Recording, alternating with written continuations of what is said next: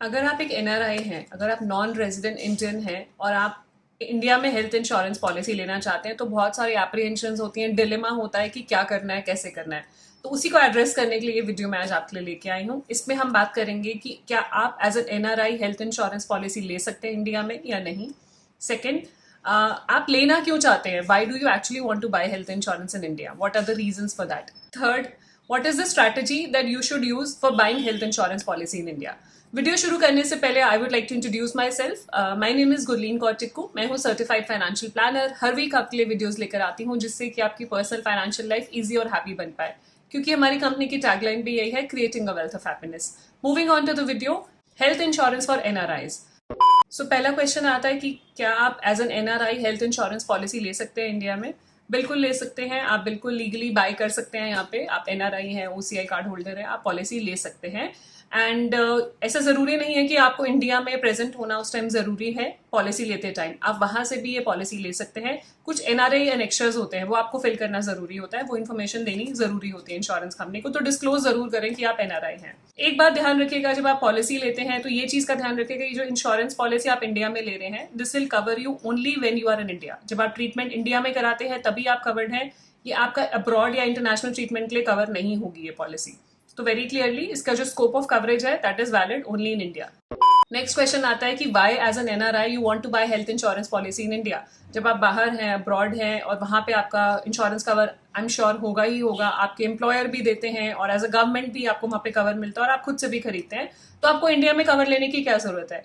तो बहुत सारे रीजन है और सबका रीजन अलग अलग हो सकता है, because it's personal to everyone. पहला जो रीजन होता है, बिकॉज आप क्योंकि आपकी जो रूट्स हैं वो कनेक्टेड है इंडिया से। आप इंडिया बार बार आना चाहेंगे, आपके या तो पेरेंट्स हैं या फैमिली है यहाँ पे, या रूट्स कनेक्टेड हैं, and you would want to visit India again and again. तो जब आप यहाँ पे आते हैं तो यू वुड वांट कि आपका कवर यहाँ पे इंटैक्ट रहे। अगर इंडिया में कोई हॉस्पिटलाइजेशन की जरूरत पड़ती है तो आपका कवर वहाँ पे हो, आपकी इंश्योरेंस पॉलिसी पहले से हो। एक रीजन ये हो सकता है। दूसरा रीजन है कि आप अपने पेरेंट्स को विजिट करना चाहते हैं, कि आपके पेरेंट्स यहाँ पे हैं एंड क्योंकि you want to visit them quite often, साल में एक बारी, 2 साल में एक बारी। तो यहाँ पे यू हैव अ बैकअप कि कभी भी जरूरत पड़ती है हेल्थ इंश्योरेंस की, वो हेल्थ इंश्योरेंस है। एंड बहुत बारी ऐसा होता है कि आपको अगर कोई ट्रीटमेंट की जरूरत पड़ती है, आप बाहर ट्रीटमेंट ना लेके you prefer getting treated in India, because एक तो यहाँ पे आपके पुराने डॉक्टर्स हैं जिनको आप जानते हैं, एंड ट्रीटमेंट कॉस्ट भी कम है एज कम्पेयर टू इंटरनेशनल। अगर आप देखेंगे ट्रीटमेंट कॉस्ट बहुत ज्यादा है, तो यहाँ पे ट्रीटमेंट कॉस्ट भी कम है। तो आप यहाँ पे हो सकता है ट्रीटमेंट लेना चाहें तो आपके पास हेल्थ इंश्योरेंस इंडिया में इस पॉइंट ऑफ व्यू से आप रखना चाहते हैं।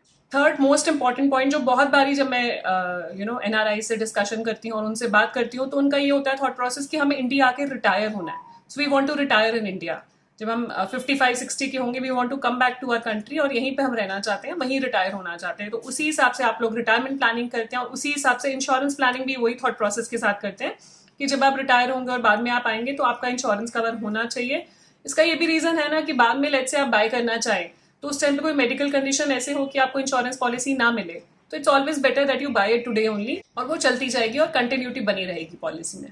थर्ड और मोस्ट इंपॉर्टेंट, आपको स्ट्रैटेजी क्या अपनानी चाहिए इंश्योरेंस पॉलिसी इंडिया में लेने के लिए।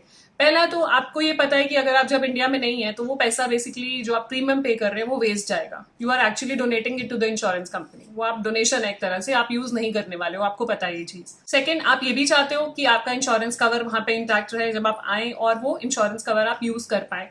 तो इन दोनों के बीच में what is the right solution, what is the right strategy, what is the right approach. So पहले मैं आपको ये बताना चाहूंगी कि इंश्योरेंस 2 तरह की है, जैसे लाइफ इंश्योरेंस है और हेल्थ इंश्योरेंस है। लाइफ इंश्योरेंस में ये है कि अगर आपकी life insurance policy, let's say आप जहां पे भी हैं अब्रॉड, वहां पे आपकी एक लाइफ इंश्योरेंस पॉलिसी है, और एक इंडिया में भी आपने टर्म लाइफ इंश्योरेंस ली है, तो कल को अगर मिस हैपनिंग होती है, डेथ होती है, तो दोनों पॉलिसीज में से पे आउट होगा बेनिफिशियरी को। वेयर एज जो हेल्थ इंश्योरेंस है, हेल्थ इंश्योरेंस पॉलिसी आपकी इंडेमनिटी पॉलिसी है कि जितना लॉस होगा उतना ही इंश्योरेंस कंपनी पे आउट करेगी। मान लीजिए हॉस्पिटलाइज होते हैं और आपकी पॉलिसी चल रही है, बाहर भी है, अब्रॉड में है और इंडिया में भी है, तो जैसे आप इंडिया में स्टेप इन करते हैं तो बाहर वाली पॉलिसी आपकी खत्म हो जाएगी, वो आप यहाँ यूज नहीं कर सकते। लेकिन जो हेल्थ इंश्योरेंस पॉलिसी यहाँ पे है, जितना सम एश्योर्ड है उतना आप यूटिलाइज कर सकते हैं। अगर आपकी 2 पॉलिसीज भी चल रही हैं हेल्थ इंश्योरेंस की, तो वो उसमें भी आपका जो एक्चुअल लॉस हुआ है, जितने का हॉस्पिटलाइजेशन एक्सपेंस है, उतना ही आप क्लेम कर पाएंगे, rather than claiming the entire sum assured, पूरा का पूरा sum assured. Unlike term insurance आप क्लेम नहीं कर सकते, यहाँ पे उतना ही क्लेम कर पाएंगे जितना एक्चुअल लॉस हुआ है, जितना एक्चुअल हॉस्पिटलाइजेशन एक्सपेंस है। तो अब हम बात करेंगे सॉल्यूशन की, कि सॉल्यूशन क्या है, what is the right approach of buying health insurance policy in India. जिससे कि आपका प्रीमियम भी कम जाए और आपको कवर भी प्रॉपर मिले। पहला तो ये है कि आप जब भी इंश्योरेंस पॉलिसी ले रहे हैं तो उसको डिडक्टेबल ऑप्शन के साथ लें। एक तो होता है स्ट्रेट अवे आपने बेस इंश्योरेंस पॉलिसी ले ली, लेट्स से 5 लाख का कवर ले लिया या 10 लाख का कवर ले लिया, आप पे करते हैं premium and you are covered for that sum assured. Next option होता है कि आप डिडक्टेबल ऑप्शन ले लें। बहुत सारी पॉलिसीज में ये ऑप्शन होता है डिडक्टेबल ऑप्शन का, कि आप डिडक्टेबल का मतलब ये है कि उतना अमाउंट अगर क्लेम आता है तो उतना अमाउंट आप पे कर देंगे साल में, उसके ऊपर इंश्योरेंस कंपनी पे करेगी, तो आपका premium goes down by 20-30%। Let's say अगर आप 10 लाख का इंश्योरेंस ले रहे हैं, this is just a hypothetical figure, and you are paying 10,000 premium.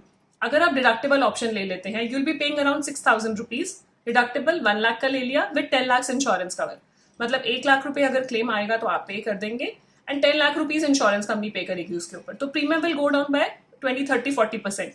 सो उसमें क्या होगा, आपका कवर भी इंटैक्ट है, जो आप कवर चाह रहे हैं वो कवरेज भी है, प्लस जो आपका प्रीमियम है that is also on lower side.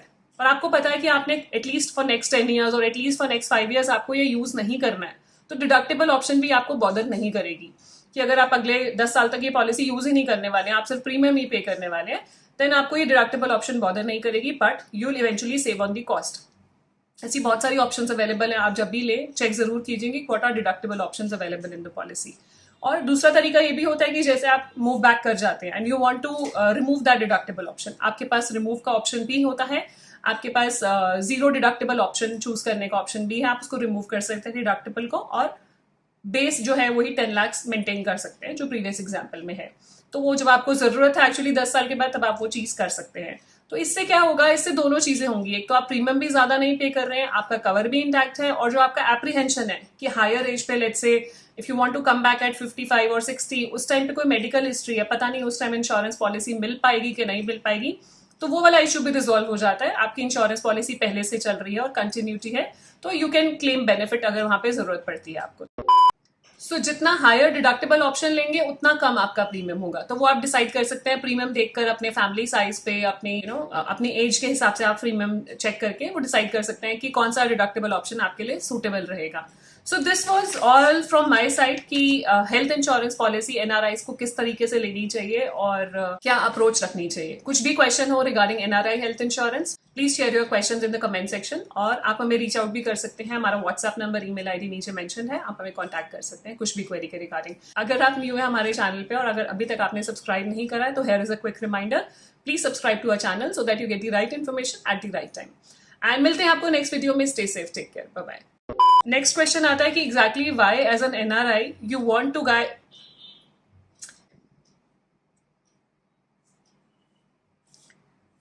And कि आपको स्ट्रैटेजी क्या अपनानी। तो there are 2-3 things that you can do. इससे पहले तो प्लीज शेयर योर, अगर आप न्यू है हमारे चैनल पे और